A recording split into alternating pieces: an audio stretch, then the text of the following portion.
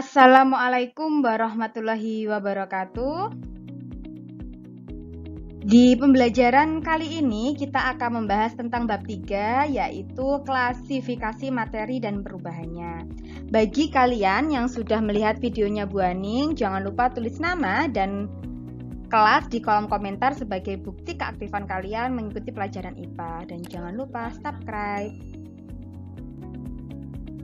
Nah, di bab 3 ada 3 yang harus kita pelajari, yaitu cara mengklasifikasikan materi, cara memisahkan campuran, benda-benda yang dapat mengalami perubahan. Nah, kita akan belajar dulu yang pertama, yaitu cara mengklasifikasikan materi. Klasifikasi materi, bagaimana sih caranya atau langkah-langkahnya? Yaitu sebagai berikut. Yang pertama, mengamati karakteristik benda tersebut. Yang kedua, mencatat persamaan dan perbedaan sifat benda masing-masing. Yang ketiga, memasukkan benda-benda yang memiliki persamaan sifat ke dalam satu kelompok. Dan yang keempat, memberi nama yang sesuai pada tiap kelompok benda tersebut.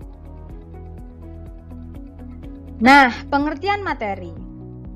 Materi adalah segala sesuatu yang menempati ruang, memiliki volume, dan mempunyai massa. Contohnya adalah kayu. Kayu ini kita dapat melihat dan menyentuh kayu dengan tangan kita. Nah, itu disebut juga materi. Nah, ada materi yang tidak bisa kita sentuh. Contohnya adalah udara. Loh Bu, tidak kita sentuh tapi kok disebut materi? Iya, karena udara itu dapat menempati ruang. Contohnya adalah udara yang ada pada balon. Berdasarkan wujudnya, materi dapat dikelompokkan menjadi 3. Yang pertama adalah padat. Contoh dari materi padat kayu, besi, emas, dan seng. Yang kedua adalah cair. Contohnya air, minyak goreng, dan bensin. Yang ketiga gas. Contohnya udara, asap, dan uap air. Selanjutnya, perbedaan sifat zat padat, cair, dan gas. Kalau zat padat mempunyai bentuk dan volume tertentu, jarak antar partikel zat padat sangat rapat, partikel-partikel zat padat tidak dapat bergerak bebas. Kemudian, sifat zat cair mempunyai volume tertentu, tetapi tidak mempunyai bentuk yang tetap, bergantung pada media yang digunakan. Jarak antar partikel zat cair lebih renggang. Partikel-partikel zat cair dapat bergerak bebas namun terbatas. Sedangkan kalau sifat dari zat gas tidak mempunyai volume dan bentuk yang tertentu. Jarak antar partikel gas sangat renggang. Partikel-partikel gas dapat bergerak sangat bebas. Nah, yang kedua, kalau yang pertama tadi kita belajar tentang klasifikasi materi, yang kedua ini kita belajar tentang unsur, senyawa, dan campuran. A, kita belajar tentang unsur. Apa sih pengertian dari unsur itu? Unsur adalah suatu zat tunggal yang tidak dapat diuraikan lagi menjadi zat lain yang lebih sederhana dengan reaksi kimia biasa. Unsur ini merupakan zat murni. Nah, berdasarkan sifat-sifatnya, unsur dibedakan menjadi 2, yaitu unsur logam dan unsur gam. Perbedaan unsur logam dan non-logam. Kalau unsur logam ini berwujud padat pada suhu kamar, kecuali raksa. Kemudian dapat ditempa dan dapat diregangkan. Yang ketiga, konduktor listrik dan panas. Nah, kalau non-logam, ini ada yang berwujud padat, cair, dan gas, bersifat rapuh dan tidak dapat ditempa. Dan yang ketiga, non-konduktor kecuali graphit. Nah, contoh dari unsur logam ini diantaranya ada litium, natrium, kalium, rubidium, magnesium, kalsium, barium, besi, tembaga, dan emas. Kalau contoh unsur non-logam diantaranya ada belerang, oksigen, nitrogen, fosforus, dan karbon. Nah, ini unsur logam dan lambangnya. Ada nomor, nama Latin, nama Indonesia, dan lambang. Nama Latin aluminium, nama Indonesianya aluminium, lambangnya Al. Nama Latin aurum, nama Indonesianya emas, lambangnya AU. Nama Latin argentum, nama Indonesia perak, lambang AR. Nama Latin calcium, nama Indonesianya kalsium, lambangnya Ca. Nama Latin cuprum, nama Indonesianya tembaga, lambangnya Cu. Nama Latin ferrum, nama Indonesianya besi, lambangnya Fe. Kemudian nama Latin natrium, nama Indonesianya natrium, lambangnya Na. Nama Latin plumbum, nama Indonesianya timbal, lambangnya Pb. Nama Latin stannum, nama Indonesianya timah, lambangnya Sn, dan masih banyak lagi. Kemudian unsur non-logam dan lambangnya. Ini nama Latinnya oksigen, nama Indonesianya oksigen, lambangnya O. Nama Latin hidrogen, nama Indonesianya hidrogen, lambangnya H. Nama Latin karbon, nama Indonesianya karbon, lambangnya C. Nama Latin sulfur, nama Indonesianya belerang, lambangnya S. Nama Latinnya fosforus, nama Indonesianya fosfor, lambangnya P. Nama Latin nitrogen, nama Indonesianya nitrogen, lambangnya N. Nama Latin iodium, nama Indonesianya iodin, lambangnya I, dan masih banyak lagi. Kalian bisa mencari referensi di internet. Nah, cara pemberian lambang unsur menurut Berzelius adalah sebagai berikut tadi. Kalau kita tadi sudah melihat tabel-tabelnya, ada nama Latin, nama Indonesia, dan lambangnya. Bagaimana sih Bu cara penulisannya? Nah, penulisannya ini, setiap unsur dilambangkan dengan satu huruf, yaitu huruf awal dari nama Latinnya. Huruf awal ditulis dengan huruf kapital atau huruf besar. Untuk unsur yang memiliki huruf awal sama diberikan satu huruf kecil dari nama unsur tersebut. Contohnya adalah karbon. Nama Latinnya adalah charbon. Hurufnya awal apa? C. Ini dilambangkan dengan C. Kemudian kalsium. Nama Latinnya adalah calcium. Huruf awalnya C, sama kan karbon dan kalsium ini, maka yang kalsium ini dilambangkan dengan Ca, diberikan satu huruf kecil dari nama unsur tersebut. Paham ya? Lanjut sekarang, unsur logam dan non-logam serta kegunaannya. Contohnya, ada unsur natrium.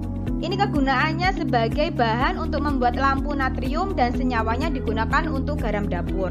Strontium senyawanya digunakan untuk membuat warna merah kembang api dan bahan untuk pembuatan cat kering.